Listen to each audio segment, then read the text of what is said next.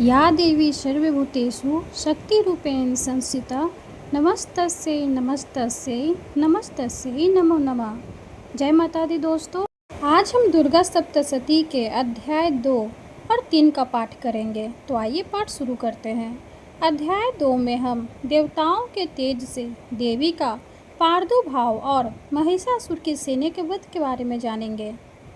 ओम मध्यम चरित्र के विष्णु ऋषि महालक्ष्मी देवता विष्णिक छंद शाकंभरी शक्ति दुर्गा बीज वायु तत्व और यजुर्वेद स्वरूप है।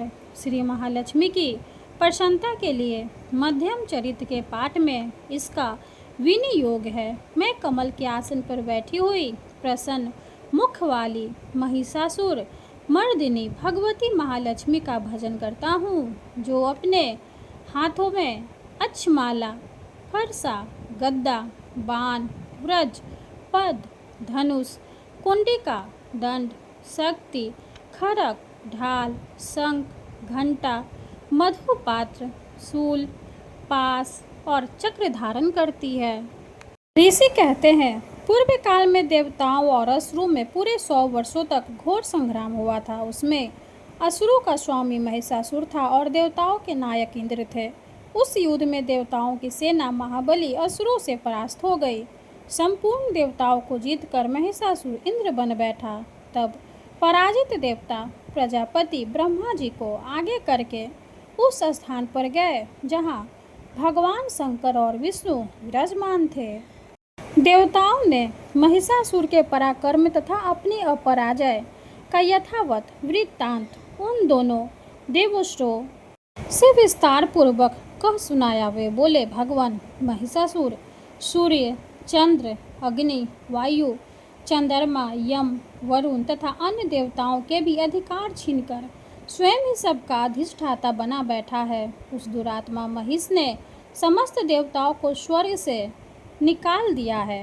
अब वे मनुष्यों की भांति पृथ्वी पर विचरते हैं। दैत्यों की यह सारी करतूत हमने आप लोगों से कह सुनाई। अब आप आपकी ही शरण में आए हैं, उसके वध का कोई उपाय सोचिए। इस प्रकार देवताओं के वचन सुनकर भगवान विष्णु और शिव ने दैत्यों पर बड़ा क्रोध किया। उनकी भौवें तन गई और मुंह टेढ़ा हो गया। तब अत्यंत कोप में भरे हुए चक्रपाणी श्री विष्णु के मुख से एक महान तेज प्रकट हुआ। इसी प्रकार ब्रह्मा शंकर तथा इंद्र आदि अन्य देवताओं के शरीर से भी बड़ा भारी तेज निकला। वह सब मिलकर एक हो गया। महान तेज का वह पुंज ज्वालमान पर्वत सा जान पड़ा। देवताओं ने देखा, वहां उसकी ज्वालाएं संपूर्ण दिशाओं में व्याप्त हो रही थी। संपूर्ण देवताओं के शरीर से प्रकट हुए उस तेज की कहीं तुलना नहीं थी। एक चित्र होने पर वह एक नारी के रूप में परिणत हो गया और अपने प्रकाश से तीनों लोकों में व्याप्त जान पड़ा। भगवान शंकर का जो तेज था, उससे उस देवी का मुख प्रकट हुआ। यमराज के तेज से उसके सिर में बाल निकल आए। श्री विष्णु भगवान के तेज से उसकी भुजाएं उत्पन्न हुई। चंद्रमा के तेज से दोनों स्तनों का और इंद्र के तेज से मध्य भाग कटी प्रदेश का प्रादुर्भाव हुआ। वरुण के तेज से जांघ और पिंडनी तथा पृथ्वी के तेज से नित भाग प्रकट हुआ। ब्रह्मा के तेज से दोनों चरण और सूर्य के तेज से उनकी अंगुलियां हुई। वस्तुओं के तेज से हाथों की अंगुलियां और कुबेर के तेज से नासिका प्रकट हुई। उस देवी के दांत प्रजापति के तेज से और तीनों नेत्र अग्नि के तेज से प्रकट हुए थे। उसकी भौवें संध्या के और कान वायु के तेज से उत्पन्न हुए थे। इसी प्रकार अन्य देवताओं के तेज से भी उस कल्याणमयी देवी का आविर्भाव हुआ। तदंतर समस्त देवताओं के तेज पुनः से प्रकट हुई देवी को देखकर महिषासुर के सताए हुए देवता बहुत प्रसन्न हुए। पिनकधारी भगवान शंकर ने अपने शूल से एक शूल निकालकर उन्हें दिया। फिर भगवान विष्णु ने भी अपने चक्र से चक्र उत्पन्न करके भगवती को अर्पण किया। वरुण ने भी शंख भेंट किया। अग्नि ने उन्हें शक्ति दी और वायु ने धनुष तथा बाण से भरे हुए 2 तर्कस प्रदान किए। सहस्त्र नेत्रों वाले देवराज इंद्र ने अपने व्रज से व्रज उत्पन्न करके दिया और ऐरावत हाथी से उतारकर एक घंटा भी प्रदान किया। यमराज ने कालदंड से दंड, वरुण ने पास, प्रजापति ने स्फटिक कांच की माला तथा ब्रह्मा जी ने कमंडलू भेंट किया। सूर्य ने देवी के समस्त रोमकूपों में अपनी किरणों का तेज भर दिया। काल ने उन्हें चमकती हुई ढाल और तलवार दी। क्षीर समुद्र ने उज्जवल हार तथा कभी जीर्ण न होने वाले 2 दिव्य वस्त्र भेंट किए। साथ ही उन्होंने दिव्य चूड़ामणि, 2 कुमंडल, करे उज्जवल अर्धचंद्र, सब बाहुओं के लिए केयूर, दोनों चरणों के लिए निर्मल नुपुर, गले की सुंदर हंसली और सब अंगुलियों में पहनने के लिए रत्नों की बनी अंगूठियाँ भी दी। विश्वकर्मा ने उन्हें अत्यंत निर्मल फरसा भेंट किया। साथ ही अनेक प्रकार के अस्त्र और अभेद कवच दिए। इसके सिवा मस्तक और वक्ष स्थल पर धारण करने के लिए कभी ना कुम्हलाने वाले कमलों की मालाएं दी। जल्दी ने उन्हें सुंदर कमल का फूल भेंट किया। हिमालय ने सवारी के लिए सिंह तथा भांति भांति के रत्न समर्पित किए। धनाढ्य से कुबेर ने मधु से भरा पान पात्र दिया तथा संपूर्ण नागों के राज शेष ने, जो इस पृथ्वी को धारण करते हैं, उन्हें बहुमूल्य मणियों से विभूषित नागहार भेंट किया। इस प्रकार अन्य देवताओं ने भी आभूषण और अस्त्र शस्त्र देकर देवी का सम्मान किया। तत्पश्चात उन्होंने बारंबार अट्टहासपूर्वक उच्च स्वर से गर्जना की। उनके भयंकर नाद से संपूर्ण आकाश गूंज उठा। देवी का वह अत्यंत उच्च स्वर से किया हुआ सिंहनाद कहीं समा न सका। आकाश उसके सामने लघु प्रतीत होने लगा। उससे बड़े जोर की प्रतिध्वनि हुई, जिससे संपूर्ण विश्व में हलचल मच गई और समुद्र कांप उठे। पृथ्वी डोलने लगी और समस्त पर्वत हिलने लगे। उस समय देवताओं ने अत्यंत प्रसन्नता के साथ सिंहवाहिनी भवानी से कहा, देवी तुम्हारी जय हो। साथ ही महर्षियों ने भक्ति भाव से विनम्र होकर उनका स्तवन किया।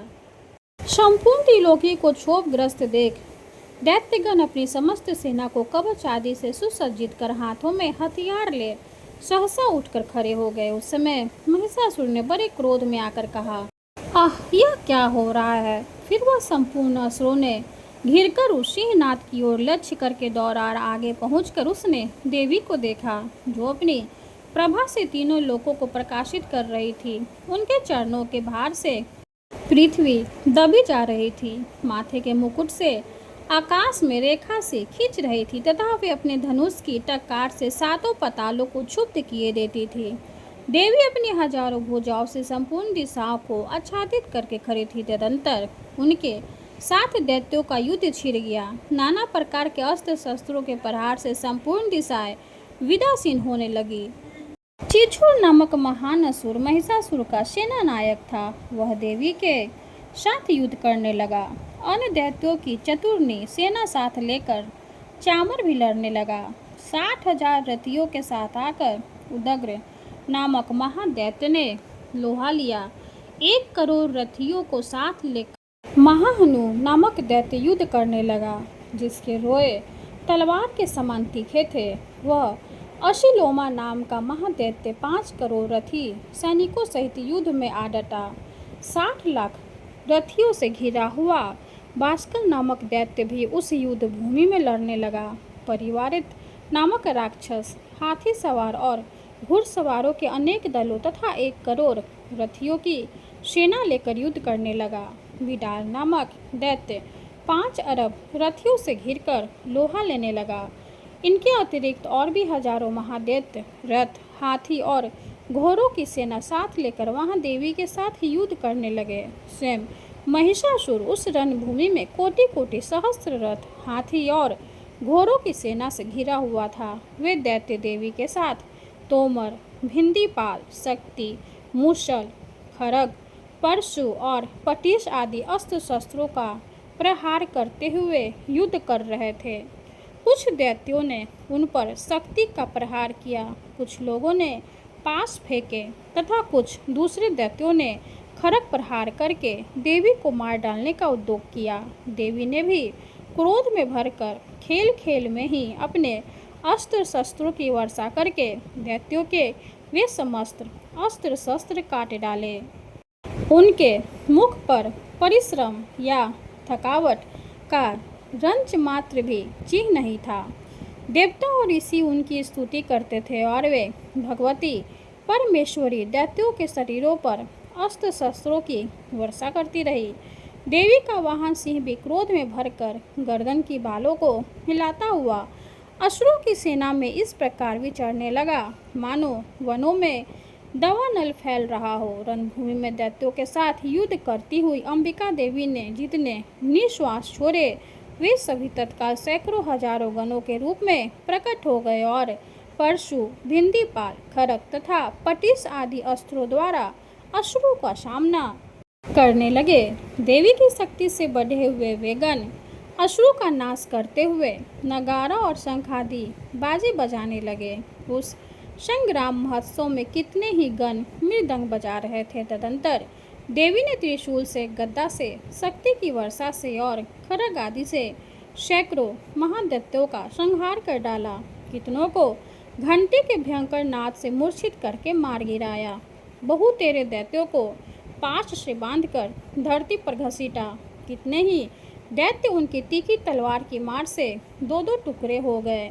कितने ही गदा की चोट से घायल हो धरती पर सो गए। कितने ही मूसल की मार से अत्यंत आहत होकर रक्त वमन करने लगे। कुछ दैत्य शूल के छाती फट जाने के कारण पृथ्वी पर ढेर हो गए। उस रणांग में बाण समूहों की वृष्टि से कितने ही असुरों की कमर टूट गई। बाज की तरह झपटने वाले देवपीड़क दैत्यगण अपने प्राणों से हाथ धोने लगे। किन्हीं की बाहें छिन्न भिन्न हो गई, कितनों की गर्दनें कट गई। कितने ही दैत्यों के मस्तक कट कट कर गिरने लगे। कुछ लोगों के शरीर मध्य भाग में ही विदीर्ण हो गए। कितने ही महादैत्य जांघें कट जाने से पृथ्वी पर गिर पड़े। कितनों को ही देवी ने एक बांह, एक पैर और एक नेत्र वाले करके दो टुकड़ों में चीर डाला। कितने ही दैत्य मस्तक कट जाने पर भी गिरकर फिर उठ जाते और केवल धड़ के ही रूप में अच्छे अच्छे हथियार हाथ में ले देवी के साथ युद्ध करने लगते थे। दूसरे कबंध युद्ध के बाजों की लय पर नाचते थे। कितने ही बिना सिर के धड़ हाथों में खड्ग, शक्ति और सृष्टि लिए दौड़ते थे तथा दूसरे महादैत्य ठहरो ठहरो यह कहते हुए देवी को युद्ध के लिए ललकारते थे। जहाँ वह घोर संग्राम हुआ था वहाँ की धरती देवी के गिराए हुए रथ, हाथी, घोड़े और असुरों की लाशों से ऐसी पट गई थी कि वहाँ चलना फिरना असंभव हो गया था। दैत्यों की सेना में हाथी, घोड़े और असुरों के शरीरों से इतनी अधिक मात्रा में रक्तपात हुआ था कि थोड़ी ही देर में वहाँ खून की बड़ी बड़ी नदियाँ बहने लगी। जगदम्बा ने असुरों की विशाल सेना को क्षण भर में नष्ट कर दिया। ठीक उसी तरह जैसे तृण और काठ के भारी ढेर को आग कुछ ही क्षणों में भस्म कर देती है और वह सिंह की गर्दन के बालों को हिला हिलाकर जोर जोर से गर्जना करता हुआ दैत्यों के शरीरों से मानो उनके प्राण छीन लेता था। वहाँ देवी के गणों ने भी उन महादैत्यों के साथ ऐसा युद्ध किया जिससे आकाश में खड़े हुए देवतागण उन पर बहुत संतुष्ट हुए और फूल बरसाने लगे। इस प्रकार श्री मार्कंडेय पुराण में स्वर्णिक मनवंतर की कथा के अंतर्गत देवी महात्म्य में महिषासुर की सेना का वध नामक दूसरा अध्याय पूर्ण हुआ। माता रानी की जय हो। अब हम अध्याय 3 का पाठ करेंगे। जगदम्बा के श्री अंगों की कांति उदयकाल के सहस्त्रों सूर्यों के समान है। वे लाल रंग की रेशमी साड़ी पहने हुए हैं। उनके गले में मुंडमाला शोभा पा रही है। दोनों स्तनों पर रक्त चंदन का लेप लगा है। वे अपने कर कमलों में जमपालिका, विद्या और अभय तथा वर नामक मुद्राएं धारण किए हुए हैं। 3 नेत्रों से सुशोभित मुखारविंद की बड़ी शोभा हो रही है। उनके मस्तक पर चंद्रमा के समान ही रत्नमय मुकुट बंधा है तथा वे कमल के आसन पर विराजमान ऐसी देवी को भी भक्तिपूर्वक प्रणाम करता हूँ। ऋषि कहते हैं दैत्यों की सेना को इस प्रकार तहस नहस होते देख महादैत्य सेनापति चिचुर क्रोध में भरकर अंबिका देवी से युद्ध करने के लिए आगे बढ़ा। वह असुर रणभूमि में देवी के ऊपर इस प्रकार बाणों की वर्षा करने लगा जैसे बादल मेरुगिरी के शिखर पर पानी की धार बरसा रहा हो। तब देवी ने अपने बाणों से उसके बाण समूह को अनायास ही काट कर उसके घोड़ों और सारथी को भी मार डाला। साथ ही उसके धनुष तथा अत्यंत ऊंची ध्वजा को भी तत्काल काट गिराया। धनुष कट जाने पर उसके अंगों को अपनी बाहों से बीन डाला। धनुष, रथ, घोड़े और सारथी के नष्ट हो जाने पर वह असुर ढाल और तलवार लेकर देवी की ओर दौड़ा। उसने तीखी धार वाली तलवार से सिंह के मस्तक पर चोट करके देवी की भी बाएं भुजा में सब वेग से प्रहार किया। राजन, देवी की बाह पर पहुंचते ही वह तलवार टूट गई। फिर तो क्रोध से लाल आंखें करके उस राक्षस ने शूल हाथ में लिया और उसे उस महादैत्य ने भगवती भद्रकाली के ऊपर चलाया। वह शूल आकाश से गिरते हुए सूर्यमंडल की भांति अपने तेज से प्रज्वलित हो उठा। उस शूल को अपनी ओर आते देख देवी ने भी शूल का प्रहार किया। उससे राक्षस के शूल के सैकड़ों टुकड़े हो गए। साथ ही महादैत्य चिचुर की भी धज्जियां उड़ गई। वह प्राणों से हाथ धो बैठा। महिषासुर के सेनापति उस महापराक्रमी चिचुर के मारे जाने पर देवताओं को पीड़ा देने वाला चामर हाथी पर चढ़कर आया। उसने भी देवी के ऊपर शक्ति का प्रहार किया, किंतु जगदम्बा ने उसे अपने हुंकार से ही आहत एवं निष्प्रभ करके तत्काल पृथ्वी पर गिरा दिया। शक्ति टूटकर गिरी हुई देख चामर को बड़ा क्रोध हुआ। अब उसने शूल चलाया, किंतु देवी ने उसे भी अपने बाणों द्वारा काट डाला। इतने में ही देवी का सिंह उछलकर हाथी के मस्तक पर चढ़ बैठा और उस दैत्य के साथ खूब जोर लगाकर बाहु युद्ध करने लगा। वे दोनों लड़ते लड़ते हाथी से पृथ्वी पर आ गए और अत्यंत क्रोध में भरकर एक दूसरे पर बड़े भयंकर प्रहार करते हुए लड़ने लगे। तदंतर सिंह बड़े वेग से आकाश की ओर उछला और उधर से गिरते समय उसने पंजों की मार से चामर का सिर धड़ से अलग कर दिया। इसी प्रकार उदग्र भी शीलों और वृक्ष आदि की मार खाकर रणभूमि में देवी के हाथ से मारा गया तथा कराल भी दांतों, मुक्कों और थप्पड़ों की चोट से धाराशायी हो गया। क्रोध में भरी हुई देवी ने गदा की चोट से उद्दत का कचुम्बन निकाल डाला। भिंडी पाल से वाशकल को तथा बाणों से ताम्र और अंधक को मौत के घाट उतार दिया। 3 नेत्रों वाली परमेश्वरी ने त्रिशूल से उग्रासय, उग्रवीर तथा महाहनु नामक दैत्य को मार डाला। तलवार की चोट से विडाल के मस्तक को धड़ से काट गिराया। दुर्धर और दुर्मुख इन दोनों को भी अपने बाणों से यमलोक भेज दिया। इस प्रकार अपनी सेना का संहार होता देख महिषासुर ने भैंसे का रूप धारण करके देवी के गणों को त्रास देना आरंभ किया। किन्हीं को थुथुनों से मारकर, किन्हीं के ऊपर खूरों का प्रहार करके, कहीं कहीं को पूंछ से चोट पहुंचाकर, कुछ को सींगों से वृद्धि करके, कुछ गणों को वेग से, किन्हीं को सिंहनाद से, कुछ को चक्कर देकर और कितनों को निश्वास वायु के झोंके से धराशायी कर दिया। इस प्रकार गणों की सेना को गिराकर वह असुर महादेवी के सिंह को मारने के लिए झपटा। इससे जगदम्बा को बड़ा क्रोध हुआ। उधर महापराक्रमी महिषासुर भी क्रोध में भरकर धरती को खूरों से खोदने लगा तथा अपने सींगों से ऊंचे ऊंचे पर्वतों को उठाकर फेंकने और गरजने लगा। उसके वेग से चक्कर देने के कारण पृथ्वी क्षुब्ध होकर फटने लगी। उसकी पूंछ से टकराकर समुद्र सब ओर से धरती को डुबोने लगा। हिलते हुए सींगों के आघात से विदीर्ण होकर बादलों के टुकड़े टुकड़े हो गए। उसके सांस की प्रचंड वायु के वेग से उड़े हुए सैकड़ों पर्वत आकाश से गिरने लगे। इस प्रकार क्रोध में भरे हुए उस महादैत्य को अपनी ओर आते देख चंडिका ने उसका वध करने के लिए महान क्रोध किया। उन्होंने पाश फेंककर उस महान असुर को बांध लिया। उस महासंग्राम में बंध जाने पर उसने भैंसे का रूप त्याग दिया और तत्काल सिंह के रूप में वो प्रकट हो गया। उस अवस्था में जगदम्बा जो ही उसका मस्तक काटने के लिए उद्यत हुई तो ही वह खड्गधारी पुरुष के रूप में दिखाई देने लगा। तब देवी ने तुरंत ही बाणों की वर्षा करके ढाल और तलवार के साथ उस पुरुष को भी बीन डाला। इतने में ही वह महान गजराज के रूप में परिणत हो गया तथा अपनी सूर से देवी के विशाल सिंह को खींचने और गरजने लगा।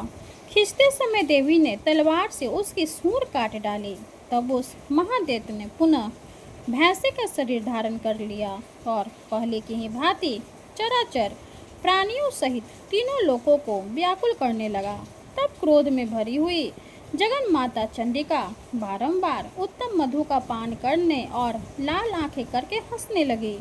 उधर वह बल और पराक्रम के मत से उन्मत्त हुआ राक्षस गरजने लगा और अपने सींगों से चंडी के ऊपर पर्वतों को फेंकने लगा। उस समय देवी अपने बाणों के समूहों से उसके फेंके हुए पर्वतों को चूर्ण करती हुई बोली। बोलते समय उनका मुख मधु के मद से लाल हो रहा था और वाणी लड़खड़ा रही थी। देवी ने कहा, ओ मूर्ख, मैं जब तक मधु पीती हूँ तब तक तो क्षण भर के लिए खूब गरज ले। मेरे हाथ से यहीं तेरी मृत्यु हो जाने पर अब शीघ्र ही देवता भी गरजना करेंगे। ऋषि कहते हैं, यूँ कहकर देवी उछली और उस महादैत्य के ऊपर चढ़ गई। फिर अपने पैर से उसे दबाकर उन्होंने शूल से उसके कंठ में आघात किया। उनके पैर से दबा होने पर भी महिषासुर अपने मुख से दूसरे रूप में बाहर होने लगा। अभी आधे शरीर से ही वो बाहर निकलने पाया था कि देवी ने अपने प्रभाव से उसे रोक दिया। आधा निकला होने पर भी वह महादैत्य देवी से युद्ध करने लगा। तब देवी ने बहुत बड़ी तलवार से उसका मस्तक काट गिराया। फिर तो हाहाकार करते हुए दैत्यों की सारी सेना भाग गई तथा संपूर्ण देवता अत्यंत प्रसन्न हो गए। देवताओं ने दिव्य महर्षियों के साथ दुर्गा देवी का स्तवन किया। गंधर्वराज गाने लगे तथा अप्सराएं नृत्य करने लगी। इस प्रकार श्री मार्कंडेय पुराण में सार्वनिक मनवंतर की कथा के अंतर्गत देवी महात्म्य में महिषासुर वध नामक तीसरा अध्याय पूरा हुआ। दुर्गा माता की जय हो।